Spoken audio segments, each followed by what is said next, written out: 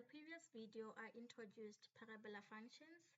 So in this video, I'm going to continue with the practice questions on parabola functions. But before we get into the practice questions, I'm going to talk about a reflection about the x-axis and the y-axis, as that is going to be important for answering questions. Okay, so say now you have a graph, a parabola function like this. If you reflect this about the x-axis, you're basically doing the mirror image of the graph just below the x-axis. This is the reflection about the x-axis.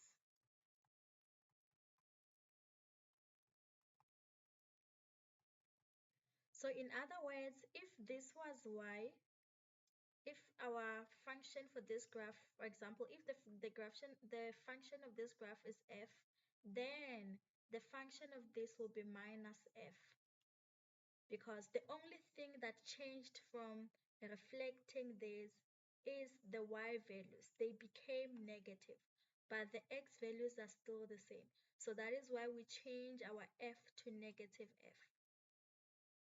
So if we were to name this k of x, it will be k of x is equal to minus f of x. This is how the reflection about the x-axis work.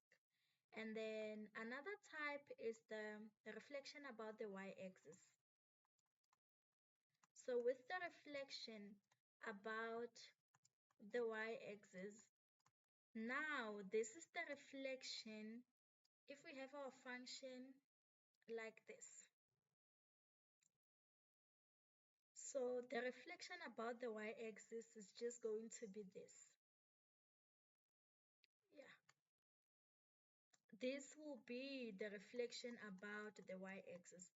And if you look at the two functions, you will notice that now our y values did not change. The only thing that changed is the x values. So the x values changed from positive to negative. So that is why with the reflection about the y-axis, if the original is f, if the original is f of x, then the reflected one will be f of minus x. The only thing that changed is the x values. They changed from positive to negative. This is with reflection about the y-axis. So if we were to name the new graph k, then it will be k of x is equal to f of minus x. Then now we are going to do a question. So on this question, we have the diagram, and this diagram shows two graphs. We have f of x and also g of x. So from looking at f of x, you will see that this is a parabola function or a quadratic function. And then the second one is a straight line function. So we are also told that A is the point of intersection of the graphs. This is where A is. The first question, 6.1, says, determine the x-intercept of f. Remember from the previous video, I explained that with the x-intercept, y is equal to 0. If you want to find the x-intercept, then for the x-intercept, y is equal to 0. So where is y? Y is just our f of x. So f of x is equal to 0. What is our f of x? Our f of x is minus x squared minus x plus 6 equal to 0. If you want to be able to factorize this, I would advise to start by dividing or multiplying by negative, so that we have x squared plus x minus 6 equal to 0. This makes it easy for us to factorize. Removing this negative makes it easier for us to factorize. So when we factorize, obviously we have two brackets because we are factorizing a trinomial, and then minus 6, the factors of minus 6, the main factors that will work in this case is 3 and 2. And this is because in the middle we have plus 1x. So since this is positive, it means that the bigger number will be positive and the smaller number is going to be negative, because 3 multiplied by negative 2 has to give us negative 6. And 3 plus minus 2 has to give us plus 1. So this will mean that our factors, we get x equal to negative 3 or x is equal to 2. So these will be the x values. So at b, obviously, since b is on the negative side, it means that we are at minus 3 and then y is 0. For c, we have 2 and y is 0. This will be the coordinates. Minus 3 map 0 and then 2 map 0. These are the coordinates of the intercept, the x-intercept. And then 6.2 says, write down the equation of the axis of symmetry of F. Obviously, I explained also in the previous lesson that the axis of symmetry, this is the line, the vertical line that passes through the turning point. That is our axis of symmetry. And with the axis of symmetry, this point must match this point. So the distance from the line of symmetry to this point has to be the same as the distance from here to this point, for as long as the 2 points have the same y value. So now we want the equation of the axis of symmetry. The formula that we are going to use in this is x equal to minus b over 2a. If you look at our equation, b is minus 1, a is also minus 1. Remember, a is the coefficient of x squared, b is the coefficient of x. So replacing here, we are going to have minus 1 divided by 2 multiplied by minus 1, which is just minus 1 over 2. So this is the equation of the axis of symmetry. X equal to minus 1 over 2. Then 6.3, determine the range of f. Again, the range is just a set of all y values.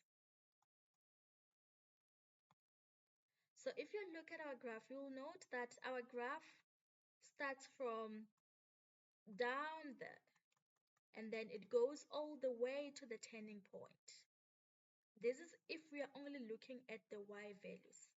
You will note that it starts from negative infinity and it goes up until the turning point. So the turning point is the maximum value in this case. So what we are going to do now is, since we are interested in the range, we have to find the y value of the turning point. We already have the x value, which is minus 1 over 2. To get the y value of the turning point, we are going to replace x by minus 1 over 2 on the equation f of x. So all the x's are going to be minus 1 over 2, and then plus 6. If you add all of this, you are going to get 25 over 4. So this will mean that you can write the range as y is less or equal to 25 over 4. Remember, 25 over 4 is included because this is the maximum value. So it is also part of the range. You can write it in this form, or you can write it in as y is element of minus infinity 25 over 4. Remember to include it. To include, we use this kind of brackets. And this is our answer for the range. So now I'm going to move on to the next question. The next question, which is 6.5. So in 6.5, we are looking at, 6.4. We'll have to write down the equation of g in the form of g of x equal to mx plus c. So remember, g is the straight line. And normally the equation of a straight line is just y equal to mx plus c. And this m represents the gradient of the straight line, while this c represents the y-intercept of the straight line. So I want you to remember, for both the straight line and the parabola, c represent the y-intercept. This c over here is also the y-intercept of a parabola. This c over here is the y-intercept of a straight line. So now, to get the gradient of a straight line, we use the equation m equal to y2 minus y1 over x2 minus x1. We need two coordinates in order to use this equation. And if you look at our straight line, we are only given one coordinate, which is A. However, if you look carefully at the straight line, you will see that we can also find D, because D is just the y-intercept of both the straight line and the parabola function. And since we already have the equation of a parabola function, we can find the y-intercept of a parabola function. And I just explained that 6 is the y-intercept, meaning that at D, we are at point 0, map 6.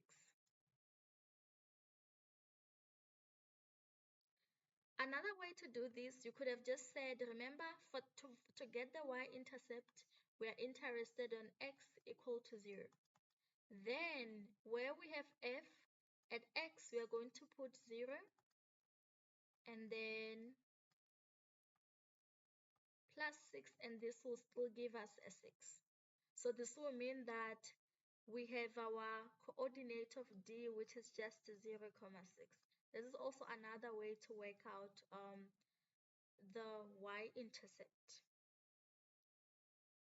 So we now have 2 points, A and D. So to get the gradient, y2, let's say y2 is 6. This will mean that 0 is x2 and 4 will be y1, while negative 2 is x1. So we are going to have 6 minus the 4 over here divided by 0 minus the negative 2. And if you use your calculator, 6 minus 4 is going to give you 2, and then 0 minus minus 2 is just 2, so you'll get the gradient as 1. So this means that now on our equation we have y equal to 1x, which is the same as just x, plus c. So we now need to find the y-intercept of the straight line, which is also the intercept of the parabola, if you look at the diagram. So this will mean that we now have our equation as y equal to x plus 6. So I'm going to go on to question 6.5. So on question 6.5,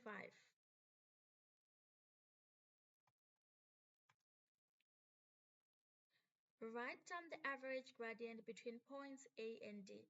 Remember, if you're writing down the average between between points A and D, it's just the same as saying MAD is equal to y at D minus y at A divided by x at D minus x at A.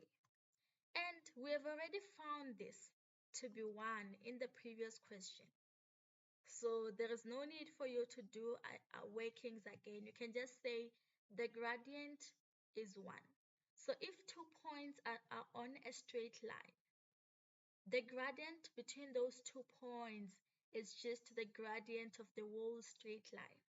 So you don't have to do other calculations if you already have the gradient of the straight line. And then 6.6, determine the equation of h if h is the reflection of f about the x-axis, and then translate it 3 units to the right. Okay, I'm gonna do this. I'm gonna highlight the main things. We are looking for h, and we are told that h is the reflection of f about the x-axis, and then translated 3 units to the right. So remember, I explained that if you want the reflection about the x-axis, you are just going to change the new equation by just saying minus of fx. This is with the reflection about the x-axis, because the only thing that is changing while we reflect about the x-axis is the y values. They become negative. So that is why we put the negative in front of f. So on our question now, there is additional information saying, and then translated 3 units to the right. I want to explain this. This is the part that confuses a lot of learners. If we are translating 3 units to the right, if it's a translation to the right or left, it means that these affect x. So we are no longer just going to have it as x, but since it's translated 3 units to the right, it will be x minus 3. And note, if we are going to the right, we use negative 3. And if it's to the left, we will say plus 3. So to the right, it will be x minus 3. I will explain this in the future just so that I clarify why to the right is negative and to the left is positive. So for now, let's just try to answer the question. So the question is, we want to find h of x, and this is just the reflection of f about the x-axis. So we are going to put the negative in front of the f, and then translate it 3 units to the right. Where we have x, we are going to put x minus 3 because of this part. Then the next thing we are going to do now is you will write your equation now as a whole, x minus 3 to the power of 2 minus x minus 3 plus 6, and we are going to simplify this. So you can start by multiplying out everything by negative 1, and you'll be left with x minus 3 to the power of 2 plus x minus 3 minus 6. And then you can also simplify x minus 3 to the power of 2. And remember, x minus 3 to the power of 2 is the same as x minus 3 multiplied by x minus 3. And to simplify this, you're just going to distribute x and also the negative 3, so that you are left with x to the power of 2 minus 3x minus 3x plus 9. This is because x will multiply x to give you x squared, and x will multiply negative 3 to give you negative 3x, and negative 3 will multiply x to give you negative 3x, and negative 3 will multiply negative 3 to give you 9. Then this is the same as just x squared minus 6x plus 9. So I'm going to write down that x squared minus 6x plus 9 plus x minus 3 minus 6. And then now we are going to add the like terms. Obviously x squared, it will just remain as it is. Then minus 6x plus x is just minus 5x plus 9 minus 3 minus 6. This is just 0 because minus 3 minus 6 is minus 9. So 9 minus 9 will just be 0. So we have our h of x, but they also told us to write it in this form. This is the turning point form. And this is a very important part. This part, I'm going to explain the method. This is the method that you can use to change from the general form of the quadratic formula to the turning point form. So what do we do? The first thing that you want, remember, you want to write it in this form, x minus p to the power of 2 with an a in front plus q. However, if you look at x, we do not have the coefficient of x is 1. So this will mean that a is just 1. So there is nothing you're going to do here. You won't have to factorize 1 because it's not going to change anything. So what we are now going to do is we want to find p. And p is just this number, the coefficient of x divided by 2. This is p. But we are not just going to write it as just that is p. We first have to prove that this is indeed p. So what we are going to do now is we are going to square it. If you square this is going to give you 25 over 4. So we are going to add 25 over 4 minus 25 over 4. And we are adding and subtracting because we don't want to change the original form. So if you're just adding and subtracting the same number, then it's the same as just saying you added 0. It doesn't change the original equation. So that is why you have to do both addition and subtraction. And then if you do that, what we are left with now is that we can be able to factorize this. X squared minus 5x plus 25 over 4. We can factorize this to x minus 5 over 2 to the power of 2. This form here, we factorized it to this. And this is why we had to divide 5 by 2. Is so that we find the number that we can be able to factorize. So if you write down x minus 5 over 2 multiplied by x minus 5 over 2. If you try to simplify this, x multiplied by x is x squared, and x multiplied by minus 5 over 2 is minus 5 over 2x, and then minus 5 over 2 multiplied by x is minus 5 over 2x, and minus 5 over 2 multiplied by minus 5 over 2 is just positive 25 over 4. So if you add the like terms, you're going to get x squared. Obviously, this is going to be minus 10 over 2x plus 25 over 4. Simplifying this further, you're going to get x squared minus 5x plus 25 over 4. So this is why this 5 over 2 was very important. It is because when you simplify back, you're going to get the same form as from the previous question. From the previous step. Then remember to put the negative 25 over 4 because when we wrote it in this form, we only considered the first 3 terms. This last term we didn't include it, so it has to also be included. So this will be your answer.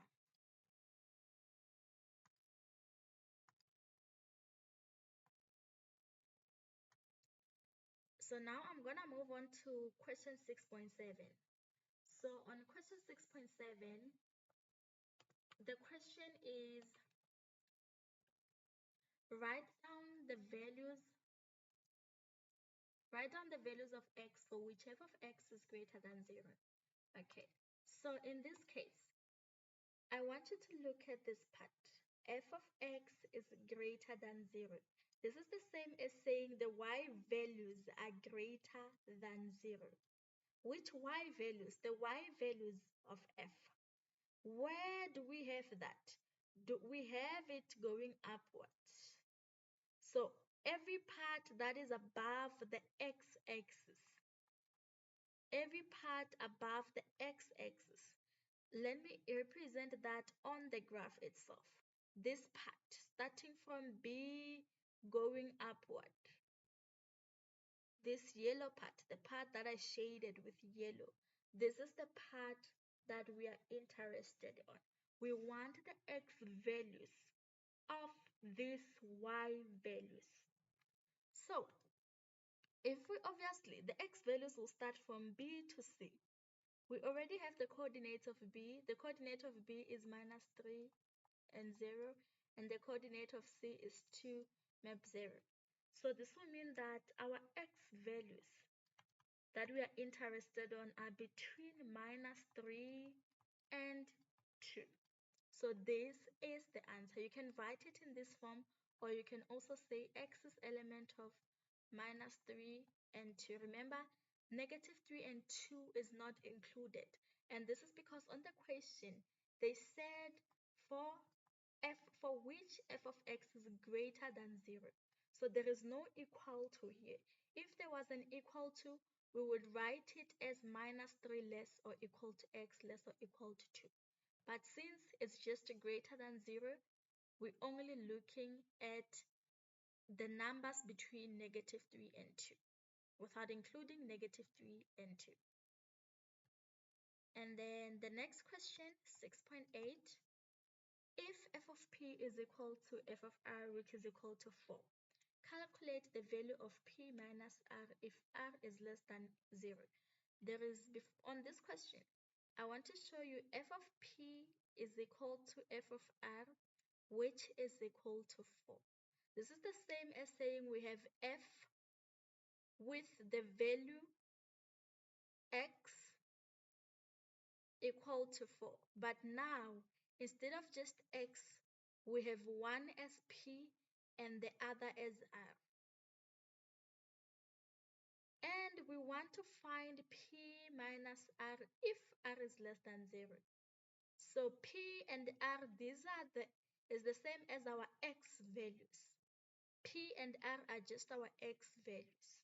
So I'm going to solve for f of x equal to 4. F of x, remember f of x is minus x squared minus x plus 6 and then equal to 4. So this is going to be minus x squared minus x and then 6 minus 4, which is just 2, equal to 0. Again, I want you to remove this negative so that it's easy to factorize. So we will divide both sides by -1 or multiply both sides by -1. So you will get x squared plus x minus 2 equal to 0. To factorize this, obviously this is a trinomial, so we'll open two brackets and then we'll have x and x. Obviously the factors of 2 will be 2 and 1, and 2 will have to be positive because the number in between is positive and 1 will have to be negative. So this will mean that x is equal to -2 or x is equal to 1. Remember, we were told that if r is less than 0, this means that r is -2 and p is 1. So p minus r is just 1 minus -2, which is 3. So we're able to find f of two values, that is your p and r, whereby f of p is equal to f of r, which is 4. So now I'm going to move on to the next question, still on parabola functions. So on this one, we have f and g, and if you look at the diagram, both f and g are parabolas. So f of x is 1 over 2x squared minus 8. We're also told that the turning point of g is c. This is c. C is the turning point. Always remember that. and then the y-intercept is g. The y-intercept of g is a, okay? Let me go back. Okay, this is our g. The y-intercept of g is over here, which is a 0, map 5, and then b and d are the x-intercepts of f and g respectively. Okay, so b, this is the intercept, the x-intercept of f, and d, this is the x-intercept of g. So 6.1 says, show that g of x is equal to minus x squared plus 4x plus 5. Okay, we only have the equation of f. We want the equation of g of x. I want you to note we already have the turning point. So if you have the turning point, it's easy to get the equation. Remember, we have three forms of writing the equation. We have this, since we have the turning point in this case, we can use the turning point form, which is g of x is equal to a x minus p squared plus q. We can use this form because we have the turning point. Note, we use the turning point form if we already have the turning point. So now, what is our p? Our p is just 2. And then q is 9. I want you to note, if you're writing it in the form ax minus p squared plus q, your p will just be 2 and q is just 9. Q is the y value of the turning point, p is the x value of the turning point. Now we want to find out what this a is. In order to do that, we'll have to use the other point of g, which is a. So for a, y value is 5, so we are going to replace g of x by 5, and we are going to replace x by 0, because we want to solve for a. We want to find out what a is. And then after that, obviously 5 minus 9 is going to be minus 4 equal to a. And then 0 minus 2, this is just the same as minus 2 to the power of 2. So this is the same as minus 4 equal to a multiplied by, this is the same as just 4. So you'll divide both sides by 4 so that you get a equal to minus 1. So this will mean that g of x is minus x minus 2 to the power of 2 plus 9. Now what we are going to do now is to simplify this back to the standard form. So to do that, obviously, you're just going to need to write this as x minus 2 multiplied by x minus 2 plus 9. And obviously, you're going to have to distribute this. I'm going to write it in full so you can do that. So x squared minus 4x plus 4 plus 9. And then when you multiply out by this negative, you're going to get negative x squared plus 4x minus 4 plus 9. And then this will be negative x squared plus 4x plus 5, because minus 4 plus 9 is just 5. I want you to note the most common mistake that is made here is one will multiply everything including 9 by negative. Remember, this negative is only affecting x minus 2 to the power of 2. So it does not affect this 9. So over here, another mistake is on this step. One will say,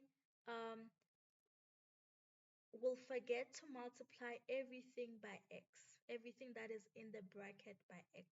So always remember this part. This on here, negative affect x minus 2 to the power of 2. And on this part, remember to multiply everything in the brackets with this negative. And then I'm going to move on to 6.2 now. And 6.2,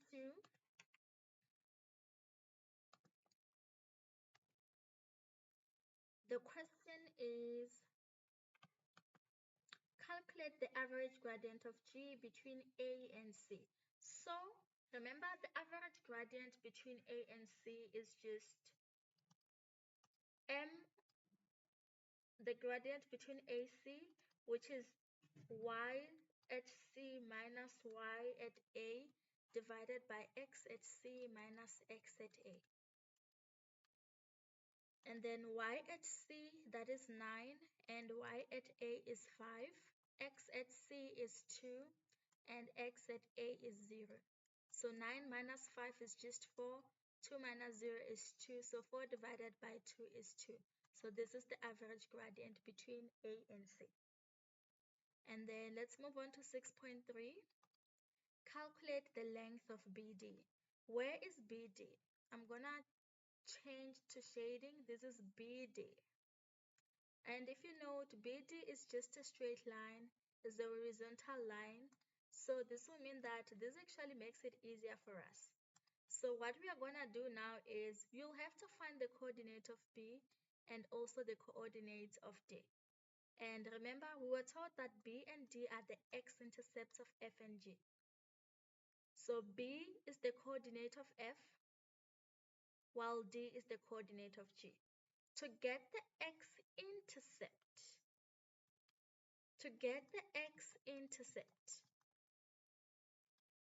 y has to be 0. So I'm going to start with the equation f of x. So obviously, y has to be 0, meaning that f of x has to be equal to 0 if we want to find the x-intercept. So it will be 1 over 2 x squared minus 8 equal to 0. So obviously, on this one, there are many ways of solving this. You can take the negative 8 to the other side, but if you take the negative 8 to the other side, most people are going to forget that when you square x to the power of 2, it has to be plus or minus whatever number. So this is the only problem with taking 8 to the other side. The other thing we can do now is to factorize. So when we want to factorize this, my advice is multiply everything by 2 first so that we don't have a fraction. So multiply this by 2 and also this by 2 to remove this 1 over 2. So obviously 2 multiplied by 1 over 2x squared is just x squared, and then 2 multiplied by negative 8 is negative 16 equal to 0. So the reason why I always advise you to remove anything that is in front, like fractions and negative, is so that it's easy to see what to factorize with. So x squared minus 16, this is the same as just x minus 4 multiplied by x minus 4. Sorry, it's x minus 4 multiplied by x plus 4. So obviously, this is x equal to 4 or x equal to minus 4. This will then mean that at B, since we are on the negative side at B, the coordinate of B is just minus 4 map 0. Then when we want to find D, we are now going to move on to G. The equation of G, which we found on the previous slide, to be minus x squared plus 4x plus 5. So I'm going to write it down here. The equation of G of x, we found it to be minus x squared plus 4x plus 5. Now again, we are going to equate this to 0 because we want to find out what the x-intercept of this is going to be.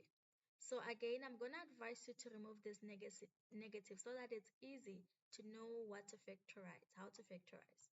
So when you remove the negative, you'll be left with x squared minus 4x minus 5 equal to 0. So now this is easy to see what to do when you factorize.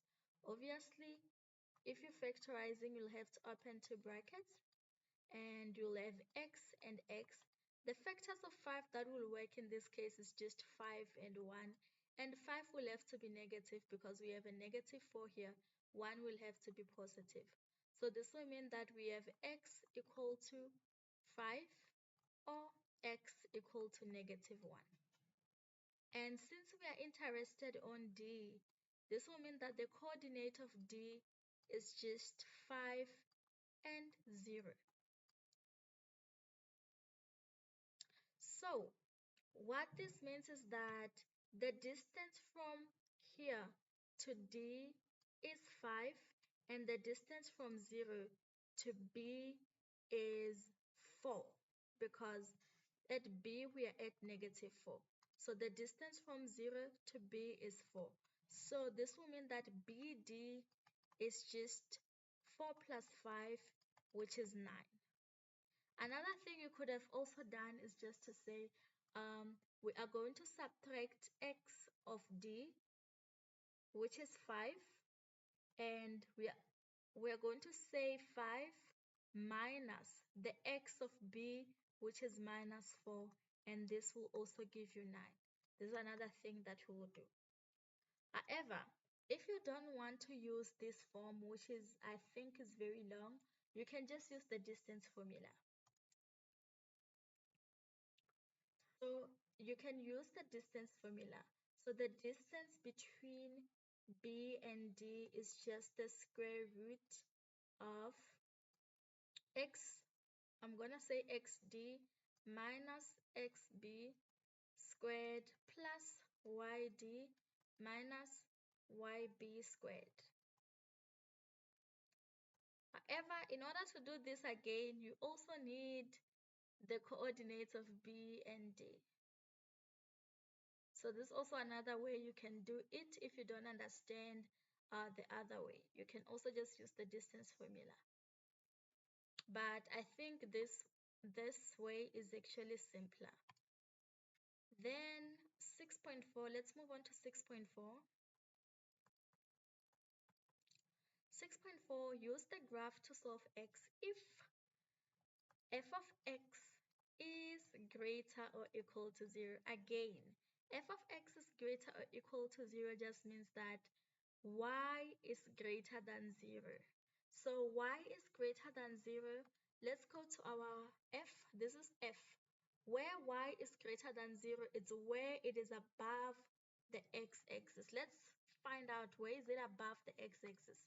Obviously, from here going upward and from here going upward. This is where f of x is greater than 0. I want you to remember this.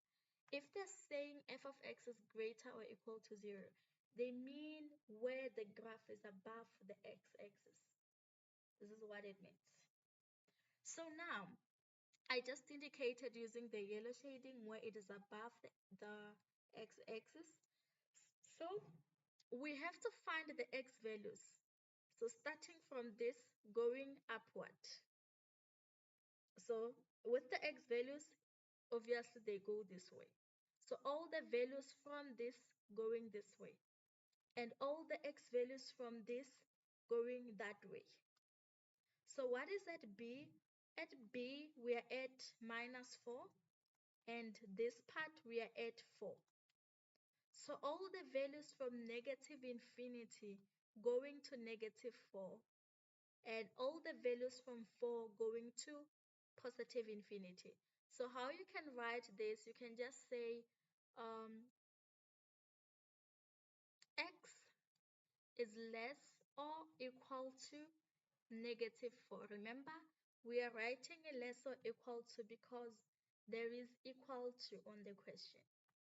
Or x is greater or equal to 4.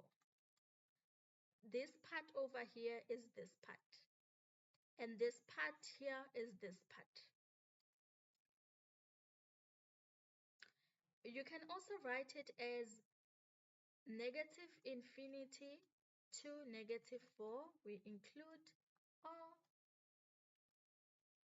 +4 to positive infinity. This is also another way you can write it. You can either write it in this form, which is correct, or you can also write it in this form. This is also fine. And then 6.4.2, F and G are both strictly increasing. So let's look at this. Strictly increasing. This just means that if something is increasing, if a graph is increasing, it means that when the when the x values increase, the y values are also increasing. So now,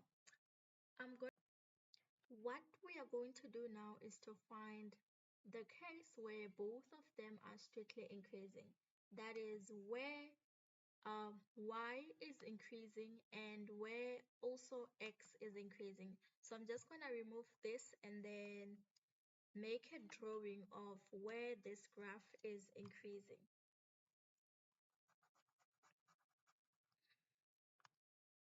So I'm going to use yellow to show strictly increasing for f, and this is starting from the turning point going upward.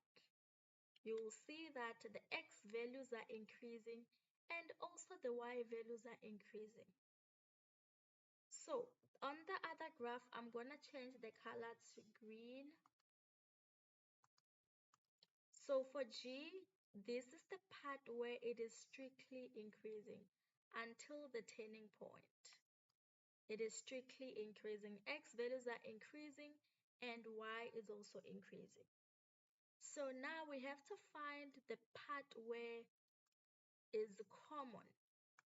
So I want to show you that this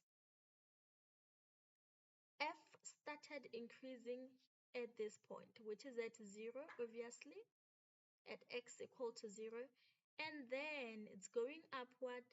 This one also increases at this point, going upward, and it ends here, meaning that this is the common part between 0 and 2. This is where they are both increasing. This is where both of them are strictly increasing. This is the common part for both F and G. Remember, they said F and G are both strictly increasing, meaning that we have to find the common part for both F and G. So the answer will be starting from 0 less than x less than 2.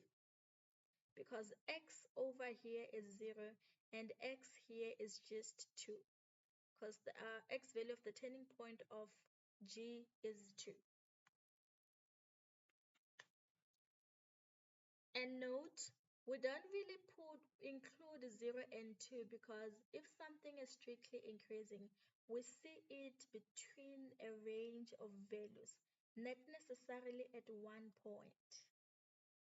If it's just at 0 like this, we cannot tell whether it's increasing or not because this is at the turning point.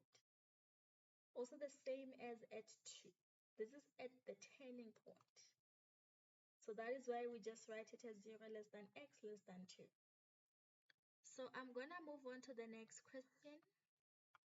This is the last question. Question 6 again. We have the graph of f of x is equal to x squared minus 2x minus 3 and g of x is equal to mx plus c. And then, okay, so f of x is obviously the parabola and g of x is a straight line. We are told that D and E are the x-intercepts in P. Okay, D and E are the x-intercepts of the parabola function, and P is the y-intercept of the parabola function again. So the turning point of F is at T, and we are also given the coordinates. Then the graph of F and G intersects at P and E. The first question, which is 6.1, says, write down the range of f.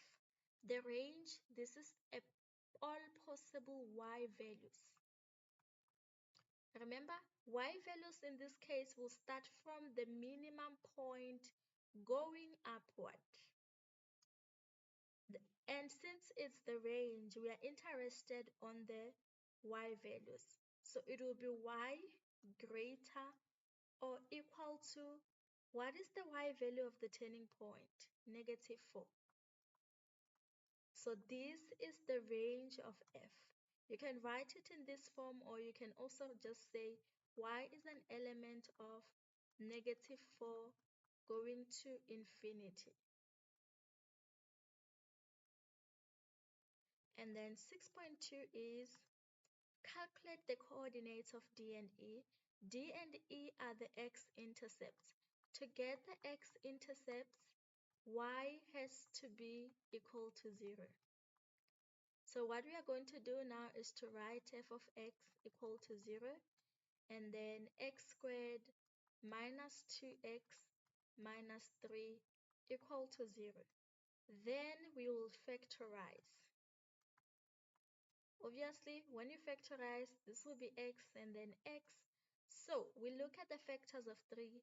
Those factors will just be 3 and 1. And 3 will have to be negative because we have -2 here. And then 1 will have to be positive. So our values will be x equal to 3 or x equal to -1. So at D, the coordinate will be -1 to 0 because at D we are on the negative side. And at E we are going to have 3 mapped to 0 because E is on the positive side. Then let's move on to 6.3. 6.3, we are determining the equation of G. Remember, G is a straight line equation. So this will mean that we need to find the gradient. So g of x is equal to mx plus c. We need to find the gradient, which is this m, and we also have to find the y-intercept, which is this c. So to find the gradient, the formula is m equal to y2 minus y1 over x2 minus x1. So we need two coordinates to do this. Let's look at what we have. We already have E, the coordinate at E, which is 3 map 0. And then we need to find the coordinate, another coordinate. The easiest one to find will be P, because we know that P is the y-intercept. So since P is the y-intercept of F, we are just going to find out what P will be. So if you want the y-intercept, x will have to be 0. So f of 0 is just 0 to the power of 2 minus 2, 0, minus 3, which is just minus 3. Another way you could have just written this is, remember, this C represents the y-intercept. So meaning that at P, the coordinate is 0, map minus 3. That's also another way. So now this will mean that we have both point P and E. So y2, let's say y2 is 0, and then y1 will just be -3, and then x2 will obviously be 3, and then x2 is 0. So all of this 0 minus -3 is just +3 over 3, which is 1. So now we already have that g of x is 1x, which is just x, plus c. So we need to find c. In order to do this, you can just remember that c is the y-intercept. And the y-intercept of g is also at p, meaning that c is just -3. And the equation of g of x is x minus 3. Or another thing you could have done is you can use any of the points P or E and then replace Y and X and then solve for C. That is also another thing that you could have done. And then let's move on to 6.4. Question 6.4, we have to write down the values of x for which f of x minus g of x is greater than 0. Let's start here. F of x minus g of x is greater than 0. What does this mean? So I'm going to change this so that it becomes easier to interpret, because if it's like this, it's kind of difficult to interpret it. Because yes, we are looking for f of x minus g of x is greater than 0, but how can we see this, exactly this, on the equation, on the graph? So it becomes hard to interpret. But you can write this as f of x. You can add both sides. You can add gx on both sides so that you have f of x greater than g of x. So this is now easy to interpret. This just means that we are looking for cases where we are looking for x values whereby the y values of f are above the y values of g. So on the graph, we are looking for where the y values of f are above the y values of g. Where is that? Let's look at this. If you look at this point up until here, you will see that the graph of f is greater or is above the graph of g. This is exactly what we are looking for. Again, if you look here, you will also see the graph of f is also above or greater than the graph of g. This is exactly what we are looking for, where the graph of f is above the graph of g. So then, in order to get the answer, obviously, we already have the coordinate of P and we already have the coordinate of E. So this is going to be easy. We're only interested on the X values, meaning that since it's this part, we are interested on the values going to this side, and we are also interested on the values starting here going that side. Those are the X values that we are interested on. So the answer for this is going to be what was, okay, this is x at 0, this is x equal to 0. So here it will just be x is less than 0. Or on this part, obviously it will be x is greater than at E. Let me just go back to find out what the coordinates at E was. Okay. Oh, sorry. So at E, the coordinate is 3 map 0. So it will be x greater than 3. So this is our answer. And we didn't include the equal to because this is just greater than. There is no equal to. So you can write it as x less than 0 or x greater than 3. Or you could have also written it as starting from minus infinity to 0, or starting from 3 to positive infinity. You can write it like this or you can write it like this. So that's that.